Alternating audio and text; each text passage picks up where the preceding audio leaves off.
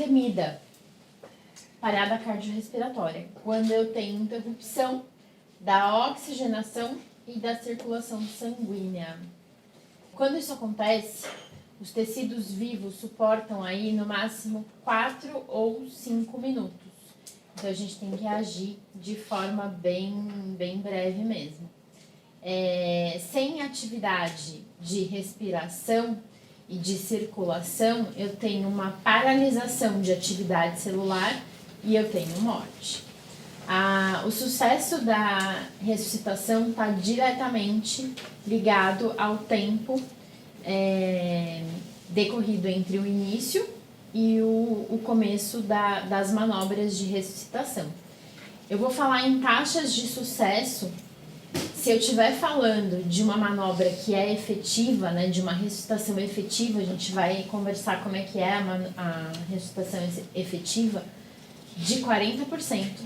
Se eu estiver falando de um ambiente fora de hospital, né, com os recursos que eu tenho, tanto humanos quanto de equipamentos, eu tenho taxas aí em torno de 40%. Quando eu falo em desfibrilador, eu aumento um pouco essa taxa. Eu aumento significativamente essa taxa. A gente vai falar sobre isso também. Então, a ressuscitação cardiopulmonar são manobras que possibilitam a manutenção de condições mínimas através de ventilação artificial, de compressão torácica efetiva, com a finalidade de manter a perfusão sanguínea e a oxigenação cerebral mínimas, compatíveis com a vida. E do que depende uma ressuscitação efetiva? Depende de eu reconhecer imediatamente a parada, de eu ativar o serviço médico de emergência o mais breve possível e, claro, desse serviço médico funcionar, né? Porque tem lugares aí do Brasil em que isso vai demorar demais para chegar e isso pode comprometer o meu resultado. Além disso, eu preciso ter uma ressuscitação que seja efetiva. A gente vai falar sobre como fazer as compressões torácicas, como fazer a manobra de oxigenação, além da manobra de circulação. Se possível, eu preciso ter acesso à desfibrilação. A desfibrilação nem sempre vai estar indicada, mas quando ela estiver indicada, ela pode ser o diferencial entre salvar ou não a vida daquele paciente. Esses pontos que eu falei para vocês são os pontos onde a gente consegue agir ali na nossa prática diária. Depois disso, a ressuscitação vai depender de outros pontos, mas que vão além do que a gente pode fazer, que vão ficar a encargo da equipe médica, de cuidados que o paciente vai receber no hospital. Então, como é que vai acontecer esse esquema da parada cardiorrespiratória? Primeira coisa que eu vou fazer é avaliar se aquela vítima está responsiva. Se ela não responde à minha estimulação, a primeira coisa que eu vou fazer é chamar por socorro médico, né? Depois disso, eu vou liberar a via aérea daquele paciente e eu vou avaliar rapidamente a circulação e a respiração.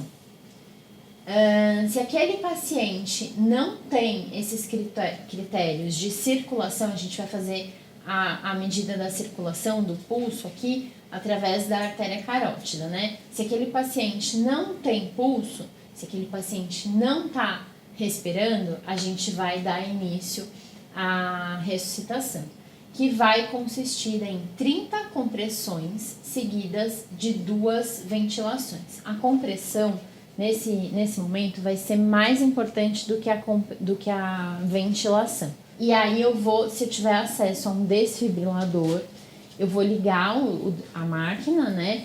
E a máquina vai reconhecer se o choque está indicado ou se o choque não está indicado. Se o choque estiver indicado, ele vai ser feito. Se não tiver, a gente não vai fazer. O desfibrilador vai ser mantido ali, naquele lugar instalado, porque ele vai fazer outras medições ao longo do processo e pode ser que em algum momento ele indique que o choque deve ser feito. Quando o choque não deve ser feito, a sobrevida é menor, mas é uma condição que por si só teria uma chance de sobrevida menor. Mesmo que aquele paciente estivesse lá numa UTI sendo atendida por uma equipe de emergencista, ele teria uma chance menor de sobrevida. É uma característica daquela parada, aquele tipo de evento que levou à parada, né? Então, do que depende uma ressuscitação de qualidade? Depende de um profissional bem treinado, de um profissional que saiba como fazer o passo a passo. Então, eu tenho que me posicionar do lado da vítima, eu tenho que manter os meus joelhos um pouco afastados para que eu tenha equilíbrio ali no movimento que eu preciso fazer, mais estabilidade, né? E aí eu vou usar essa região, que é a região hipotenar da minha mão, na metade inferior do externo da vítima. Eu vou entrelaçar as minhas mãos, a minha mão dominante vai ficar por cima. A região que vai ter contato com a porção inferior do externo é essa. O objetivo aqui é que eu concentre a minha força nessa região. Então, para que essa mão vai entrelaçar aqui? Para afastar o restante da mão, para que a força fique concentrada aqui. Essa é a posição da mão para fazer a compressão.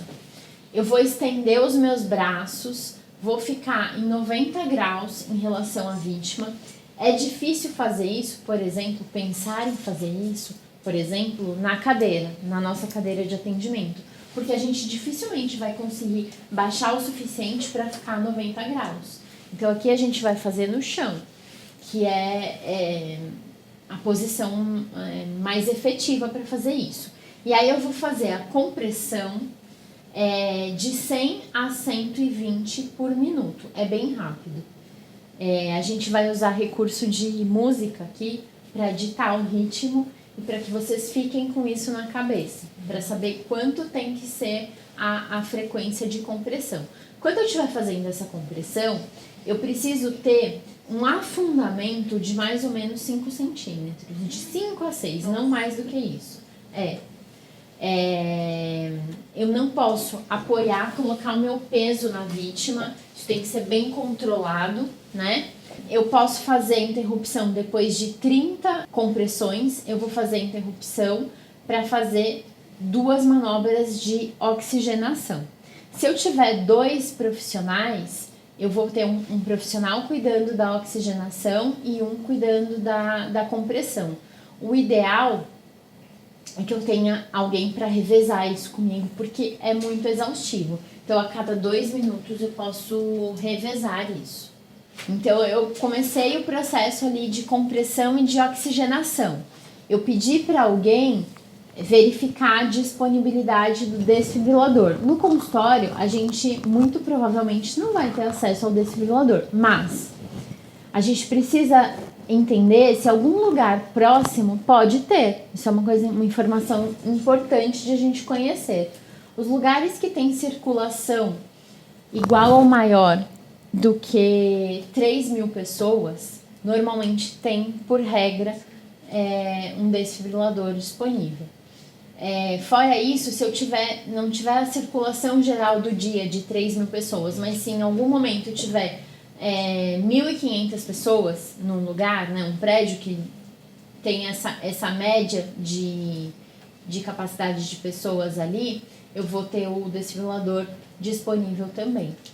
Então, é importante que a gente tenha essa informação, porque isso pode aumentar bastante o sucesso do processo todo. Quando a máquina chegar, eu vou ligar, vou colocar as fases, a gente vai ver direitinho a localização da colocação, a gente vai colocar, ligar, ele vai medir, né, se o choque está indicado ou não, ele vai pedir para você se afastar se o choque estiver indicado e aí sim para fazer a aplicação. O uso do desfibrilador é bastante simples, bastante intuitivo, ele vai te guiando sobre o que deve ser feito mesmo. enquanto a gente vai esperando o socorro, né, a chegada do serviço de emergência, é isso que deve ser feito e mantido. A gente vai ver isso melhor no manequim, a gente vai entender melhor. A gente falou que o estresse pode desencadear uma série de condições e aí, em alguns casos, a sedação mínima pode estar indicada para tentar evitar que essas intercorrências, que essas urgências e emergências aconteçam. Como é que pode ser feita a sedação mínima? Ela pode ser feita quando eu consigo identificar um comportamento de estresse excessivo no meu paciente. Esse comportamento pode ser manifestado através de sinais físicos, tipo pupila dilatada, pele muito pálida, transpiração excessiva, uma hiperventilação. O paciente pode referir sensação de formigamento das extremidades. Eu posso ter parâmetros alterados de pressão e de frequência cardíaca. E tudo isso pode favorecer a ocorrência dos problemas. Então, a sedação mínima tem por objetivo fazer uma depressão mínima da consciência. Ela é feita por meio de fármacos.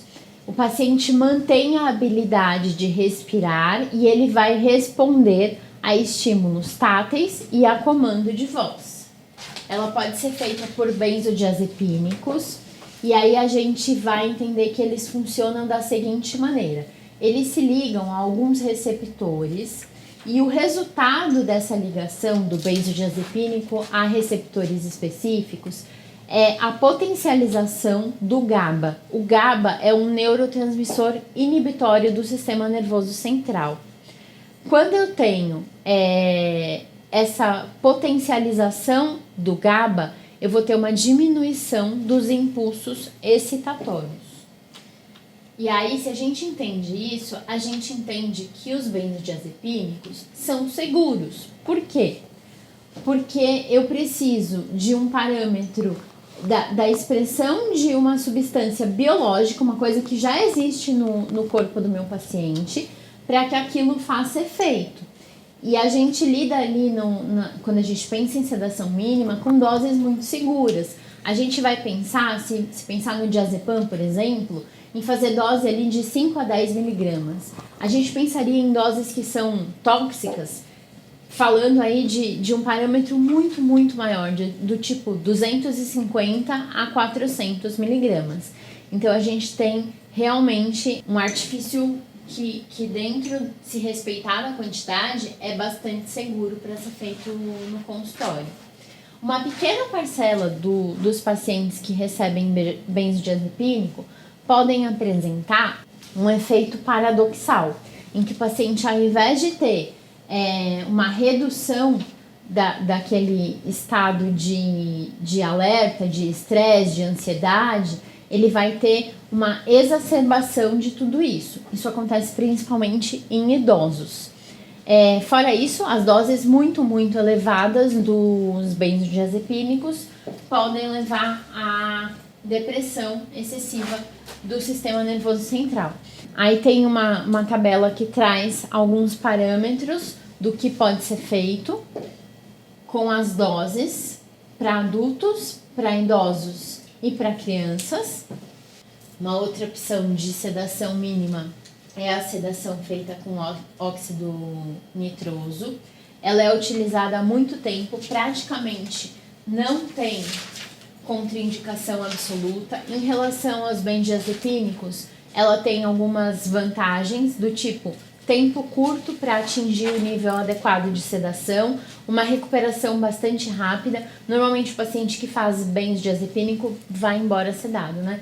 Na sedação mínima com óxido nitroso, normalmente o paciente consegue ter uma recuperação rápida, então já vai embora bem consciente. E o problema da sedação mínima com óxido nitroso é que você precisa de uma capacitação específica e do aparelho em si, né? Vamos falar sobre uma outra condição que pode trazer problema no nosso dia a dia, que é a sobredosagem de anestésico. Quando a gente pensa em sobredosagem de anestésico, a gente precisa dividir, né? se a sobredosagem é ao sal ou ao vasoconstritor. E aí a gente precisa conhecer os parâmetros de cada anestésico. Então, por exemplo, se eu estiver usando lidocaína sem vaso, tem uma dose máxima de 5 mg por quilo. Lidocaína com vaso de 7 mg por quilo. E aí eu vou fazer o cálculo para entender qual é a dose máxima que aquele paciente pode receber. Sempre que possível, eu uso anestésico com vaso, porque aí a minha tendência é de usar menos quantidade.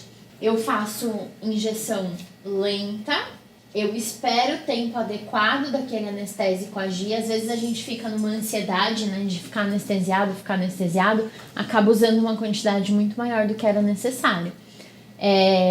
Então, anestesia e espero o tempo certo para não acabar não precisando de uma quantidade maior. Tem alguns sinais e sintomas que são característicos de sobredosagem de anestésico local, aqui eu coloquei para vocês. De maneira geral, o paciente que recebe uma dose excessiva, ele vai ter primeiro sintomas que são de excitação e depois de depressão. Aqui sinais que são específicos da sobredosagem, não ao sal, mas ao vasoconstritor. Então eu vou ter ansiedade, vou ter dor de cabeça, tremor, fraqueza, sudorese, elevação de pressão, de frequência, e eu posso levar até arritmia cardíaca. Quando eu falo do sal, da sobredosagem do sal, né, do manejo disso, a primeira coisa que eu vou fazer é posicionar o paciente de forma confortável na cadeira. Se ele estiver muito ansioso, eu deixo a cadeira mais ansiosa. Eu vou fazer de tudo para facilitar ali a respiração, a passagem de ar. Se eu tiver diminuição da pressão arterial e da frequência cardíaca, eu vou colocar o paciente deitado, com as pernas elevadas. Eu posso administrar oxigênio e a minha expectativa é de que haja recuperação. Se eu tiver uma alteração leve de pressão e pulso, depois que isso estiver controlado, eu posso dispensar o paciente. Agora, nos casos em que eu tenho um comprometimento mais severo, de início rápido, eu preciso solicitar o socorro médico, eu preciso estar preparada a qualquer momento para instituir as manobras de ressuscitação. Se eu tiver envolvido com a sobredosagem, uma convulsão, eu vou vou ministrar o benzodiazepínico, conforme a gente já falou antes. E para isso, se eu não puder fazer por via intravenosa, eu posso fazer por intramuscular. Eu espero o socorro médico até que eu tenha monitorando sinais vitais e cuidando da parte de circulação e oxigenação. Se eu tiver sobredosagem ao vaso, vou monitorar o vasoconstritor, vou monitorar sinais vitais, vou administrar o oxigênio e vou esperar o paciente se recuperar. Sempre considerando que a qualquer momento ele pode sofrer uma parada e eu posso ter que agir nesse sentido. A administração de oxigênio é sempre bem-vinda e a gente espera que ele se recupere bem. Se eu não tiver melhora dos sintomas, eu posso ter que solicitar um serviço de emergência. Sobre a administração dos injetáveis envolvidos nessas urgências e emergências. A via de administração vai depender da minha expectativa de tempo de ação daquele fármaco. Então, se eu estiver falando de um fármaco que tudo bem esperar um pouquinho mais de tempo, dá para fazer por via subcutânea. Se eu estiver falando de um fármaco que eu preciso que haja de uma forma um pouquinho mais breve, eu preciso de uma via intramuscular. Mais breve ainda, eu preciso pensar na via intravenosa. Aí, como é que eu faço uma injeção subcutânea? A solução é injetada na camada hipodérmica. Ela pode ser viável para injeção de adrenalina, quando eu tenho lá aquelas situações em que eu tenho broncoespasmo, uma reação de choque anafilático. Depois da antisepsia do tecido, eu vou fazer isso principalmente, quando eu penso nessa via, eu vou fazer isso na face externa do braço Então, a primeira coisa que eu vou fazer é antisepsia. Claro que numa situação de urgência e de emergência, eu não vou ficar lá considerando o sentido da gaze para fazer antisepsia. Não, eu vou fazer uma antisepsia mais breve, né? Eu vou pinçar o tecido, vou fazer a introdução da agulha a 45 graus com o bisel voltado para a lateral. Eu posso fazer uma aspiração prévia, principalmente se eu estiver falando da adrenalina, né? Por causa do risco de injeção intravascular, e eu vou injetar lentamente. Depois que eu terminei a injeção, eu vou esperar mais ou menos 5 segundos para fazer a remoção da agulha. Aqui um exemplo da injeção por via subcutânea. Agora, pensando na via de administração intramuscular, eu vou pensar qual é o músculo de escolha. Em urgências e emergências, a gente tem 3 músculos aí principais: deltoide, glúteo e o vasto lateral da coxa. O glúteo parece não ser tão indicado porque ele tem um pouco menos de irrigação. Então, a minha droga depositada ali, ela demoraria um pouco mais para chegar à circulação e para ter a ação dela acontecendo de fato. O músculo de preferência aí costuma ser o vasto lateral mesmo. E aí, o que eu posso precisar injetar no vasto lateral? Pode ser adrenalina, pode ser um midazolam no caso de crise convulsiva, pode ser a betametasona ou a prometazina, que são aquelas drogas secundárias da reação alérgica, né? Eu tenho que pensar que se eu escolher o deltoide, eu vou ter um volume máximo menor, de 2 ml mais ou menos. Se eu escolher o vasto lateral, eu vou ter até um volume maior, de 5 ml mais ou menos. As agulhas que eu posso usar, 25/7 ou 30/7, dependendo de característica de tamanho do paciente, né? Do músculo escolhido.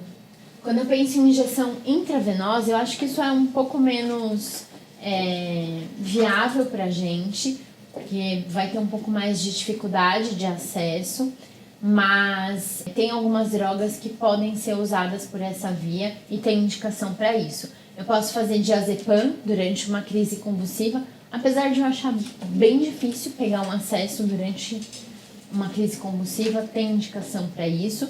Além da via intramuscular, eu posso fazer a intravenosa. Eu posso fazer por essa via a aplicação da glicose.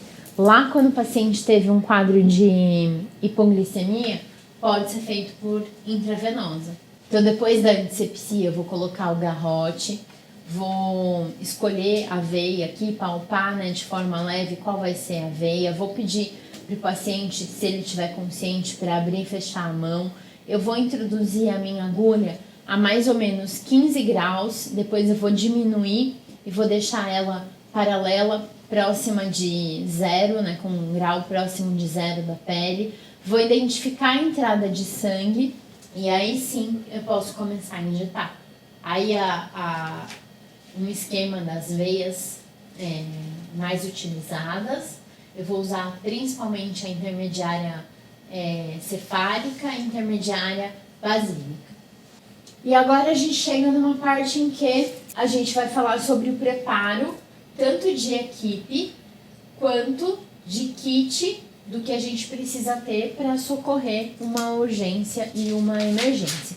A primeira coisa, a coisa mais importante, é que eu tenha um treinamento de equipe e uma atualização periódica. Como isso é uma coisa que, graças a Deus, a gente não vai ficar praticando todo dia, a gente precisa garantir que isso seja relembrado de tempos em tempos. O consultório precisa estar preparado, precisa ter os medicamentos e os equipamentos adequados. Eu sempre preciso ter de forma acessível qual é o telefone que eu tenho que ligar, num caso assim. E eu preciso ter criação de protocolos, como aqueles que acontecem dentro dos hospitais, para saber exatamente quem faz o que na hora de uma urgência, de uma emergência. Isso é importante. Quando eu penso numa parada cardiorrespiratória, o ideal é que eu tenha mais de uma pessoa que seja capaz de manter a vida do paciente através das compressões e da oxigenação. Por quê? porque o revezamento aumenta o sucesso, deixa o procedimento mais efetivo, justamente por conta do cansaço envolvido.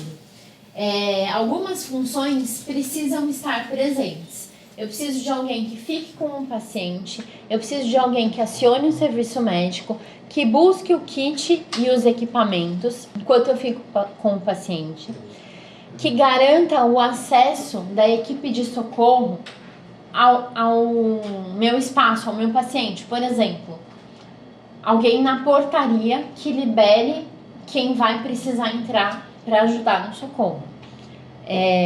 Eu preciso ter alguém registrando tudo que foi administrado e tudo que foi feito. Preciso de alguém cuidando dos sinais vitais e da administração de fármacos.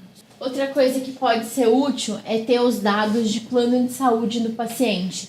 Às vezes vale a pena, além de chamar o SAMU, eu tentar um contato com o plano de saúde, que pode chegar mais rápido. Eu preciso ter acesso a uma clínica de oftalmologia, por exemplo, que pode me socorrer no caso lá da intercorrência de artéria central de retina, né, de risco de amaurose. Eu preciso considerar que, se o paciente estiver acompanhado, alguém cuide do acompanhante para que a pessoa não prejudique toda a situação. Sobre o kit.